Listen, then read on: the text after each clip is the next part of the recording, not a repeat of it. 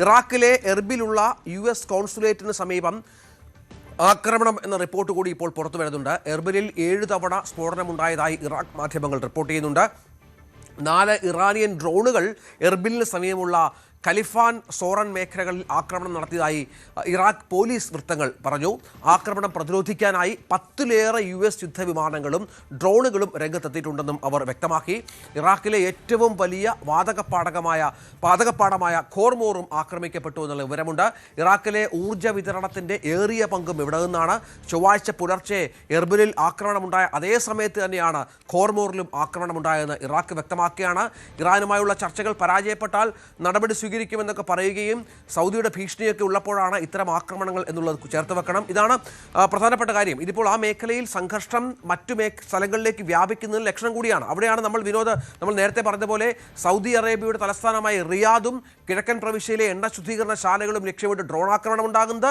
ഇറാഖിലെ ഇറാന്റെ പിന്തുണയുള്ള സായുധ സംഘങ്ങളാണ് ഈ ആക്രമണം നടത്തിയത് എന്നും എല്ലാ ഡ്രോണുകളും വെടിവെച്ചിട്ടുവെന്നും സൗദി സേന അറിയിക്കുന്ന പശ്ചാത്തലമുണ്ട്. ഈ ഡ്രോൺ ആക്രമണ ശ്രമം തങ്ങളുടെ രാജ്യത്ത് നിന്നാണ് എന്ന് ഇറാഖ് മനസ്സിലാക്കണമെന്നും വ്യോമാനത്തിലേക്ക് കടന്നു കയറിയാൽ വലിയ തോതിലുള്ള പ്രത്യാഘാതം നേരിടേണ്ടി വരുമെന്നും ഇറാഖിന് സൗദിയുടെ മുന്നറിയിപ്പുണ്ട്. അങ്ങനെ യുദ്ധം ഇപ്പോൾ അമേരിക്കയും ഇസ്രായേലും ഇറാനും തമ്മിൽ മാത്രമല്ല വിനോദ്, മറ്റു മേഖലകളിലേക്ക് കൂടി വ്യാപിക്കുന്ന പശ്ചാത്തലമുണ്ട്. കാസ്പിയൻ കടലുമായി ബന്ധപ്പെട്ട കാര്യം പറഞ്ഞു. ഇപ്പോൾ ഇറാഖും സൗദിയും തമ്മിൽ സംഘർഷം ഉണ്ടാകുന്ന പശ്ചാത്തലം ഉണ്ടാകുന്നു. അങ്ങനെ എല്ലാ തരത്തിലും യുദ്ധത്തിൻ്റെ ഗതി മാറുന്ന സാഹചര്യമാണ്. സൗദിയുടെ ആക്രമണത്തെ, സൗദിയുടെ പ്രതിരോധത്തെ എങ്ങനെ കാണണം?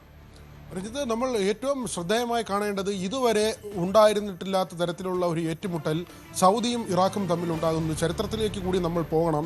സദാം ഹുസൈൻ്റെ തൂക്കിക്കൊല, ആ മരണം മുതൽ ഇങ്ങോട്ട് അമേരിക്കയുടെ അധിനിവേശം അംഗീകരിക്കില്ല എന്ന പശ്ചിമേഷ്യയിലെ ചില രാജ്യങ്ങളുടെയെങ്കിലും നിലപാട്, അത് ഇറാഖാകട്ടെ, ഇറാനാകട്ടെ, ലിബിയ ആകട്ടെ, സിറിയ ആകട്ടെ, യമനാകട്ടെ, അങ്ങനെ കടുത്ത നിലപാട് സ്വീകരിക്കുന്ന രാജ്യങ്ങളുണ്ട്. ഈ രാജ്യങ്ങൾ അതിശക്തമായി തന്നെയാണ് ഇസ്രായേലിൻ്റെയും അമേരിക്കയുടെയും അധിനിവേശത്തെ ചെറുക്കാൻ അതിശക്തമായി നിലപാടെടുക്കുന്നത്. അവിടെ അമേരിക്കയും ഇസ്രായേലും പതറുന്നു എന്നത് തന്നെയാണ് ഏറ്റവും പ്രധാനപ്പെട്ട കാര്യം.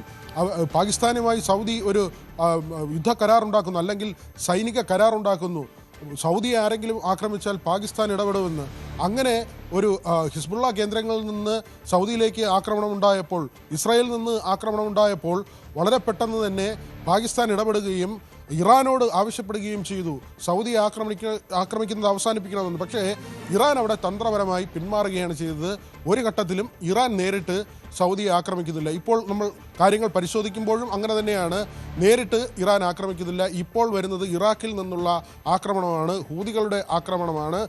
അങ്ങനെ സൗദിയെ വട്ടം വെച്ച് മറ്റ് രാജ്യങ്ങൾ, ഇറാന് പിന്തുണ പ്രഖ്യാപിച്ചിട്ടുള്ള രാജ്യങ്ങൾ സൗദിയെ ആക്രമിക്കുന്ന ഒരു രാജ്യമാണ്. ഇറാൻ പലപ്പോഴും പറഞ്ഞിട്ടുണ്ട്, സഹോദര രാജ്യങ്ങളാണ്, ഗൾഫിലെ രാജ്യങ്ങൾ ഞങ്ങളുടെ സഹോദര രാജ്യങ്ങളാണ്, അവരെ ആക്രമിക്കാൻ ഒരു താല്പര്യവുമില്ല, അവരുമായി ഏറ്റുമുട്ടലിന് ഒരു താല്പര്യവുമില്ല, ഹോർമൂസ് ഞങ്ങൾ ഒരുപോലെ ഉപയോഗിക്കുന്നതാണ്, അവരുടെ കപ്പലുകളും ഞങ്ങളുടെ കപ്പലുകളും അതിലൂടെ സഞ്ചരിക്കുന്നു. പക്ഷേ അമേരിക്കയ്ക്ക് സൈനിക താവളം തുറന്നു കൊടുത്തത് തന്നെയാണ് ഏറ്റവും കൂടുതൽ പ്രശ്നമുണ്ടാക്കുന്നത്, ഇറാനെ പ്രകോപിപ്പിക്കുന്നത്. ഇപ്പോൾ ഇറാഖിലേക്ക് കൂടി ആക്രമണങ്ങൾ നടക്കുന്നുണ്ട്.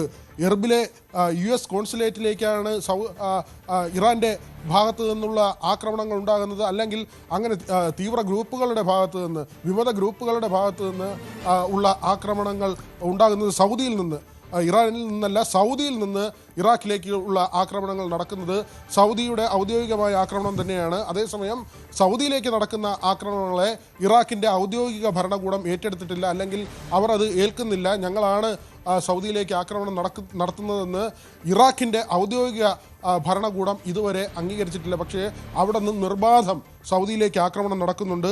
അതേസമയം തിരിച്ചടി ഉണ്ടാകുന്നുണ്ട് ഇറാഖിലേക്ക്. ഖലിഫാൻ സോറാൻ, അവരുടെ ഏറ്റവും പ്രധാനപ്പെട്ട വാതകപ്പാടമായ ഖോർമോർ, അവിടേക്കൊക്കെ തന്നെ സൗദിയുടെ ഭാഗത്തു നിന്നുള്ള തിരിച്ചടി ഉണ്ടാകുന്നുണ്ട്. ഇറാഖ് ഔദ്യോഗികമായി കൈയൊഴിയുന്നുണ്ടെങ്കിലും ഇറാഖിൻ്റെ ഭരണകൂടം അറിഞ്ഞുകൊണ്ട് തന്നെയാണ് സൗദിയിലേക്ക് ആക്രമണം നടക്കുന്നതെന്ന് സൗദി ഭരണകൂടം വിശ്വസിക്കുന്നു. അതുകൊണ്ട് തന്നെയാണ് ഇറാഖിൻ്റെ പല ഭാഗത്തേക്ക് അമേരിക്കയുടെ പിന്തുണയോടുകൂടി ഇപ്പോൾ സൗദി ആക്രമണം നടത്തുന്നത്. പക്ഷേ ഇന്ന് നെതന്യാഹുവും ട്രംപും ചർച്ച നടത്തുമ്പോൾ ഈ ആക്രമണങ്ങളൊക്കെ എത്ര നാൾ മുമ്പോട്ട് പോകും, ഇതുണ്ടാക്കുന്ന സാമ്പത്തിക പ്രതിസന്ധി, ഇതെല്ലാം തന്നെ വലിയ തോതിൽ ചർച്ചയാകും. നെതന്യാഹുവിൻ്റെ വാക്കുകൾ പൂർണ്ണമായും മുഖവിലേക്ക് എടുത്തുകൊണ്ട് ട്രംപ് മുന്നോട്ട് പോകാനുള്ള സാധ്യത വളരെ കുറവാണ്. അല്ലെങ്കിൽ സമ്പൂർണ്ണമായ ഒരു യുദ്ധത്തിലേക്ക് പോവുകയും ചെയ്യും. തീർച്ചയായും വിനോദാണ് വിവരങ്ങൾ പങ്കുവച്ചത് വിശദമായി തന്നെ.